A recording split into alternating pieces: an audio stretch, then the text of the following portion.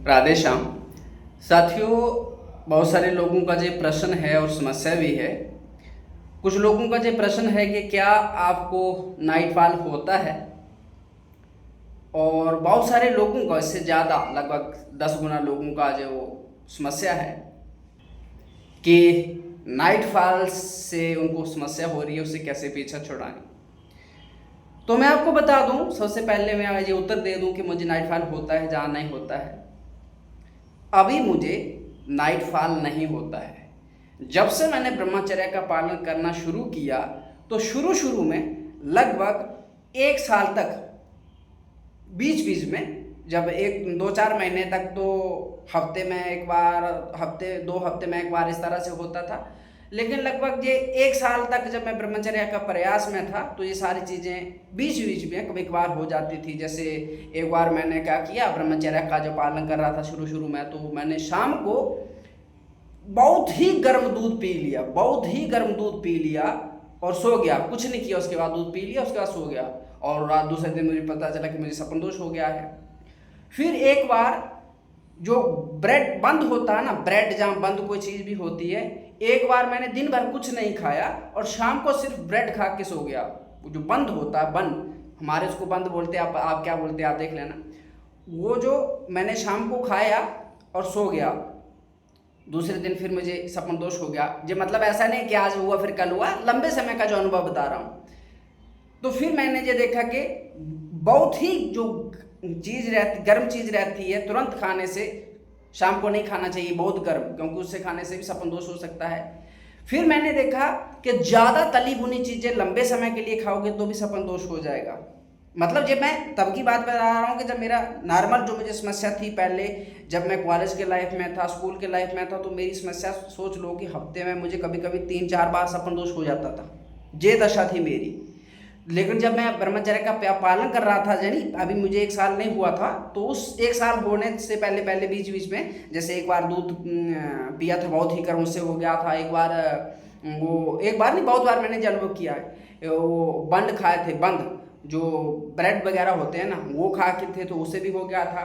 फिर बहुत लंबे समय के लिए अगर आप 2 3 या 4 दिन के लिए ये तली भुजी चीज़ें खाओगे, जैसे 2 4 दिन के लिए पूड़ी खा रहे हो, 2 4 दिन के लिए ना जाने क्या क्या बाजार की चीज़ें खा रहे हो, तो उससे भी हो सकता है ऐसी चीज़ों से। और फिर कब हो सकता है? फिर तब हो सकता है जब आप कोई गंदी बात किसी से कर लो, तब भी सपन दोष हो सकता है।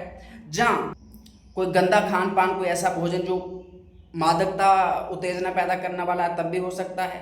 जहाँ कोई ऐसी चीज़, बात आप सुन लो गंदी वाली, तब भी सपन दोष हो सकता है। जहाँ कोई ऐसी गंदी चीज़ देख लो, आप कोई गंदा वीडियो देख लो, जहाँ कोई रोमांस वाली मूवी देख लो, तब भी सपन दोष हो सकता है।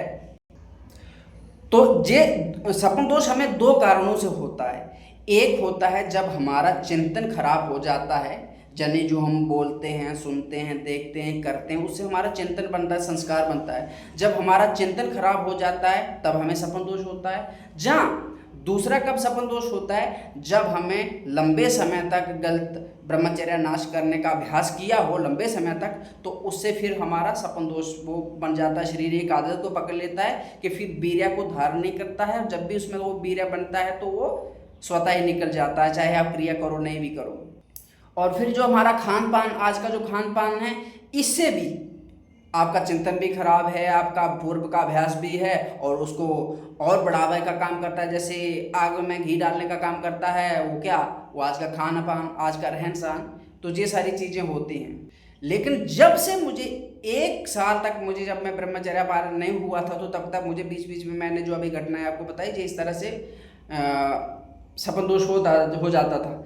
लेकिन जैसे ही मेरा 1 साल पार हो गया ना, उसके बाद सपन दोष तो छोड़ो, कभी सपना भी नहीं आया। लेकिन ऐसा नहीं कि अभी भी मैं मतलब असावधान रहता हूँ, अभी भी मैं सावधान रहता हूँ कि कोई ऐसी चीज़ सुन ना लूँ, कोई ऐसी चीज़ देख ना लूँ, कोई ऐसी चीज़ खा ना लूँ जिससे संभावना बन जाए, क्योंकि भैया कभी भी ऐसा हो सकता है ना।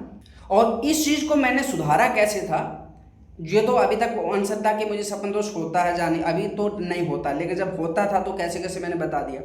दूसरा जो उत्तर है कि मैंने इसको ठीक कैसे किया, देखो आपके पूर्व के अभ्यास से शरीर में वीर्य नाश होने की एक आदत सी बन गई है। अब आप कुछ क्रिया करो नहीं भी करो तो भी एक वो लिमिट फिक्स हो चुकी है, 10 दिन, 15 दिन, 20 दिन, महीना, 2-4 महीने, जब भी वो उतना समय होता है स्वतः ही वीर्य नाश हो जाता है। तो आप उस आदत को बदलना पड़ेगा हमें। क्या? सबसे पहले मैं आपको बता दूं, संसार की कोई भी दवाई आपका सपन दोष को ठीक नहीं कर सकती।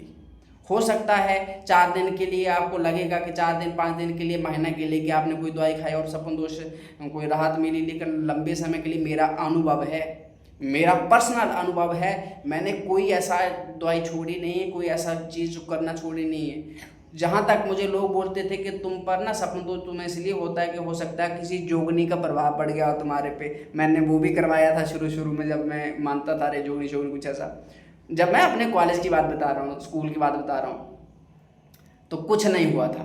लेकिन जब मैंने जो चीज़ें अभी आपको बताऊंगा वो करना शुरू की ना, तो धीरे धीरे धीरे धीरे आज खुद ही हट गया। अब आज को मैं आपके साथ चीज़ें साझा इसलिए कर रहा हूँ क्योंकि एक समय था मैं इनसे गुजरा हूँ, तभी आपको आज गाइड भी करता हूँ।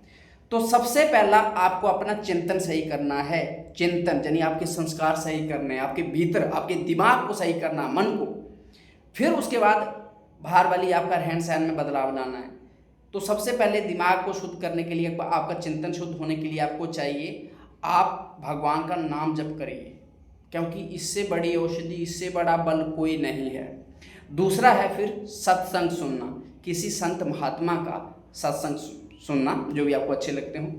तीसरा है शास्त्र का अध्ययन करना, कोई भी एक ग्रंथ, रामायण हो, भागवत हो, गीता हो, भक्तमाल सबसे उत्तम है, सबसे उत्तम। हर दिन किसी एक भक्त का चरित्र, मैं ये पढ़ाता भी हूँ, हर दिन आपको यूट्यूब के कम्युनिटी पोस्ट में ये देता हूँ मैं, तो आप वहाँ पढ़ते भी हैं। भक्तमाल एक चरित्र रोज का।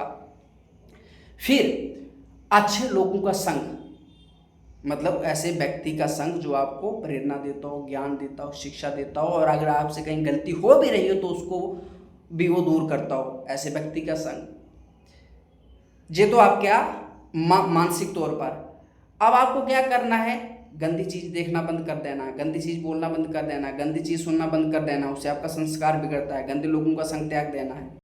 ये तो आ गया आपके संस्कार और आपके मन को, यानी आपके चिंतन को सही करने का तरीका। अभी जो मैंने नाम जब बताया वो तो हर समय करना, जब भी आपका मन खाली हो, चलते फिरते, उठते बैठते, खाते पीते, सोते जागते भगवान का नाम जब करते ही रहना, जो भी भगवान का नाम आपको अच्छा लगे। दूसरा है जो सत्संग सुनना है, शास्त्र अध्ययन करना, वो शाम को सोने से पहले करना है। क्योंकि अगर सुबह करोगे आप वो शास्त्र अध्ययन, सत्संग सुनोगे सुबह, तो फिर दिन भर प्रपंच चलेगा, संसार का खान पीन, दुनिया का व्यवहार, तो फिर वो खोपड़ी में कोई असर नहीं करेगा। शाम को सोने से पहले, तो फिर जो भी आप सोने से पहले सत्संग सुनोगे, शास्त्र अध्ययन करोगे, तो रात को 5, 6, 7, 8 घंटे के लिए आप सोओगे ना, तो वो आपके दिमाग में ही रहेगा, यानी वो पूरी तरह से प्रभाव करेगा, यानी गलत चिंतन को हटाने में मदद करेगा। अब क्या करना है? मानसिक वाला जो हो गया, अब शरीर पर काम करना है। आपका खान पान सही होना चाहिए, आपका सोने जागने का समय निश्चित होना है। शाम को देर से नहीं, जो व्यक्ति देर से सोता है वो भी सपन दोष पर कंट्रोल नहीं कर पाता है। शाम को जल्दी सो जाओ, 10 बजे के करीब तक सो जाओ।